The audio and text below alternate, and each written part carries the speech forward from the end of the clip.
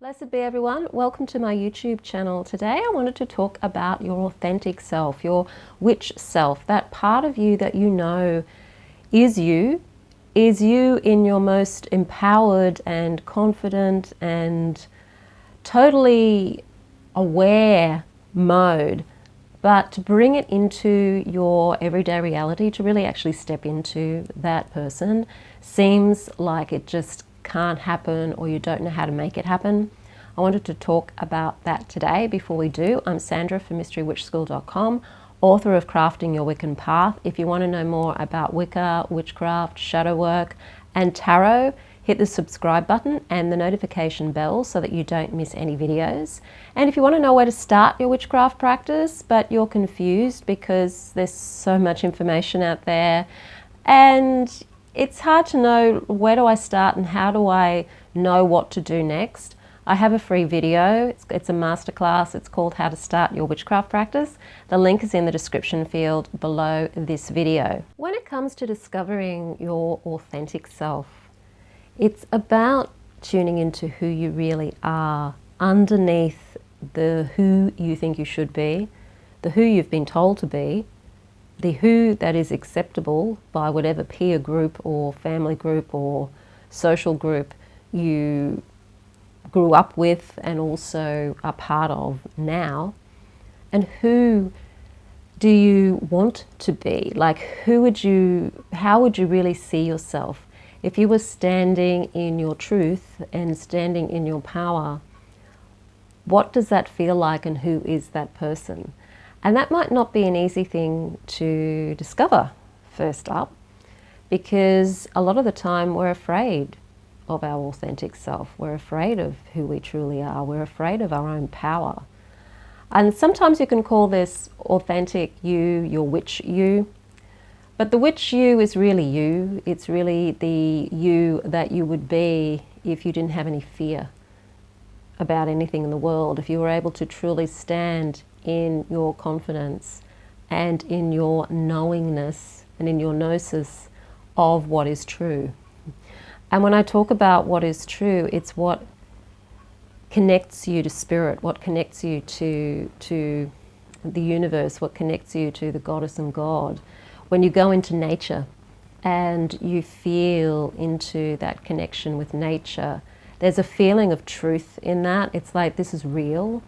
Whereas then when you walk into a busy mall or you walk into a constructed human situation like an office or something, and you're dealing with all of the politics and everything of social interactions, there's something about that that's not real. It's like it's a construction of that you walk into, that you have to be a part of, but it's not necessarily as real as what it feels like when you're actually in nature and you're being with the animals and with the plants and with the elements in nature.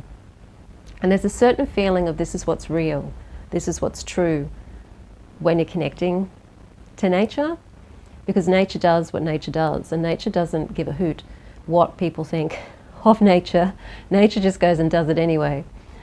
Whereas we humans, we have all of these very strange beliefs and ways of being in the world, which on one hand is necessary to keep us alive socially, but on the other hand, some of the beliefs and some of the ways that we have to conduct ourselves as humans in human groups can be very dehumanizing and also go against who you truly are.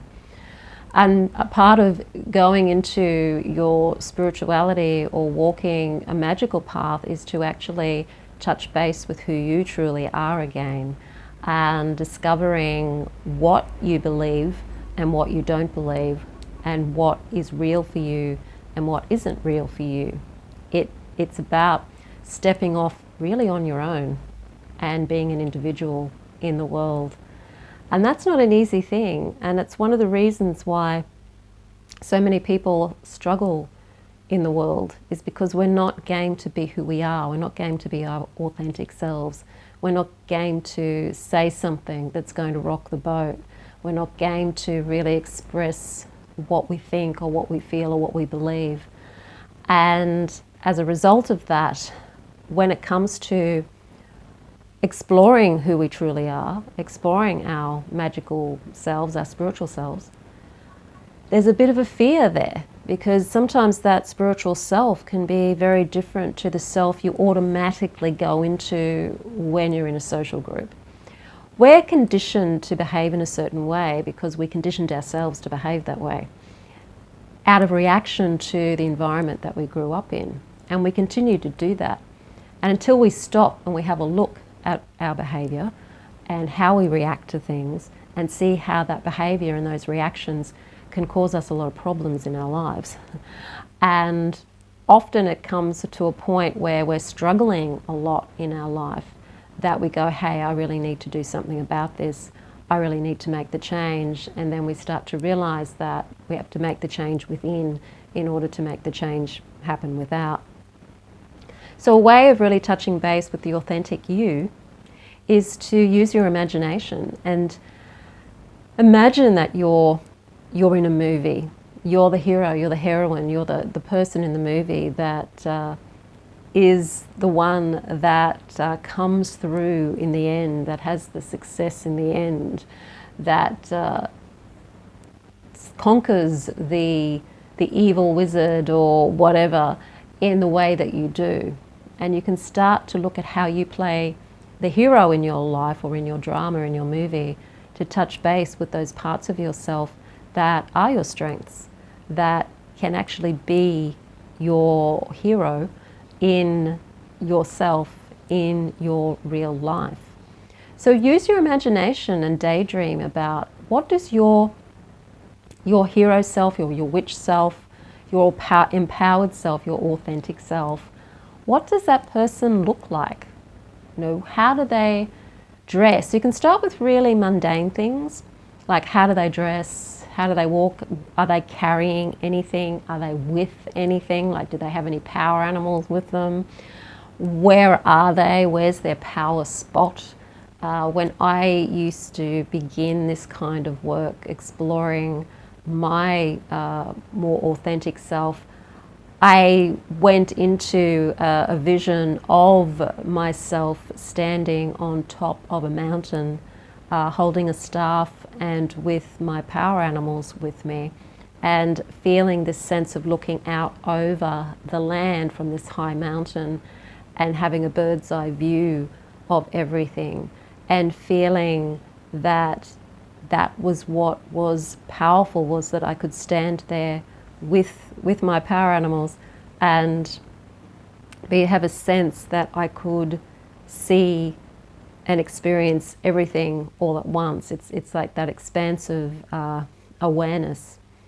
And then when I would feel into this character, or step into this character and try to feel what this character is feeling, and this is actually really the important part, it's what does that feel like?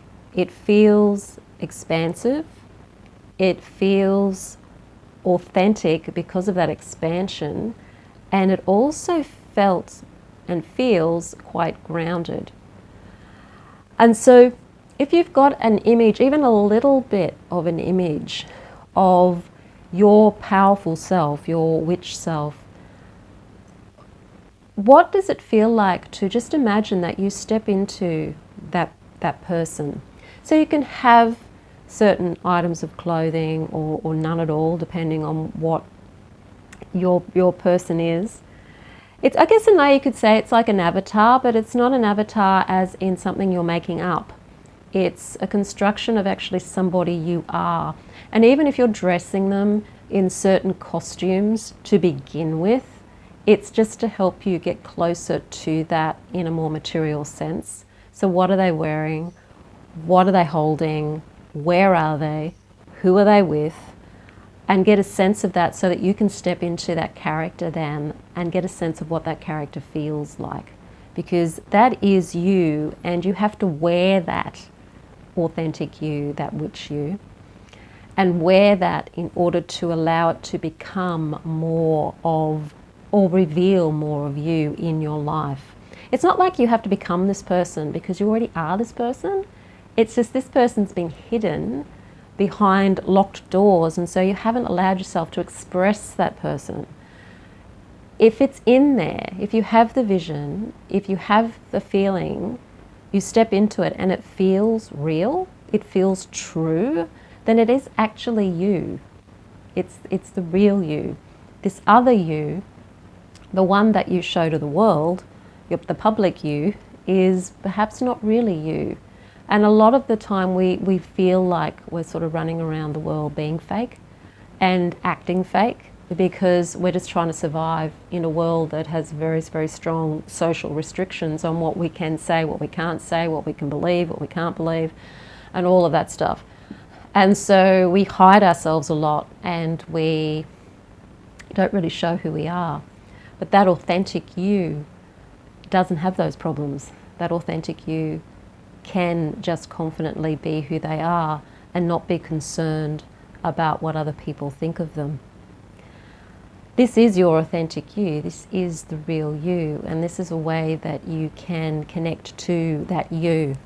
In the Mystery Witch School 101 Academy, which is the 12-month course that I teach, very early in the first few modules we do part of the meditation is to step into your witch self and to create that witch self, and to do that every day, to step into that energy every day when you're doing your meditation and when you're doing the energy work, or even when you're doing spell work or ritual work, stepping into that authentic you, so that not only are you being more you, you're also getting used to being that you. So at first it happens in meditation, and you'll get up from your meditation and then you probably go back to being the social you again. But over time, the more that you do this, the more authentic you end up becoming, because you start to get comfortable wearing yourself and shedding the costume of the false self. Of course, when you're dealing with the mundane world, sometimes you do have to wear masks. And one of the things about being more conscious is that when you do put on a mask, you're consciously aware that you are putting on a mask. It's like you know that you're deliberately putting on that mask for that occasion. It's like going to a masquerade ball and you've got your mask, and so you know, okay, I'm going to this place, so therefore I'm going to wear this mask. And you become aware of that. You know when you're not being your authentic self. You know that this is a mask that you're wearing in order to have a situation that you may actually really need to wear that mask for safety reasons, and just simply to achieve what it is that you need to achieve in that situation. Always opening yourself and being very, very bare in every social situation might be okay if you're some sort of enlightened guru that perhaps doesn't end up in a lot of crazy social situations. But on an everyday level, as magicians and witches, we know that sometimes we have to put on a mask, or we have to put on some kind of shield in order to be able to get through it, or to do what it is that we needed to do. But if you're conscious of that, it's different to being unconscious, because most of the time we're unconscious of actually doing that. It is good to be our authentic selves as much as we can be, and if we can certainly do that, it's really important, even if it does put other people offside.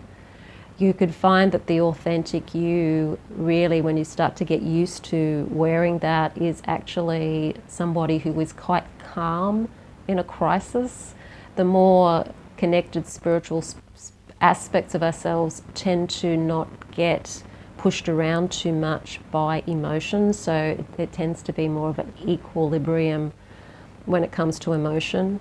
On our higher, sort of more spiritual selves, we're not so reactive to things, so there's not this height of emotion going from one end of the spectrum to the other. There's more of a calmness and a sereneness or a tranquility there, even in a situation that could potentially be hostile, as in an argument with somebody. The authentic self can usually remain quite calm in those sort of circumstances, because of that connection to spirit and that connection to the the truth, the inner truth. So have a play with that. Let me know in the comments field how you go with that. And if you do want to join the Mystery Witch School 101 and learn Wicca and witchcraft right from the very basics right through to working with the Sabbats, the full moons, magic, energy work, all of that, finding your witch self, doing that little bit of self-inquiry to stand in your power, connect to your true self, connect to nature, and be able to do the things that you feel that you came here to do. Because when you start on this spiritual journey, it will open you up to more of who you are and why you came here. And you'll find that you start to do things that are more in alignment with you and start to navigate your way through life in a way that's more authentic for you. And you can express more of your talents, more of your skills, more of your creativity in the world and thrive in the world with that, rather than being pushed around by what seems to be circumstances outside of ourselves. So if you want to join Mystery Witch School 101 Academy, there's a link in the description field below this video. If you like the video, hit the like button, share it with your friends. Don't forget to subscribe. I am Sandra from mysterywitchschool.com. Blessed be.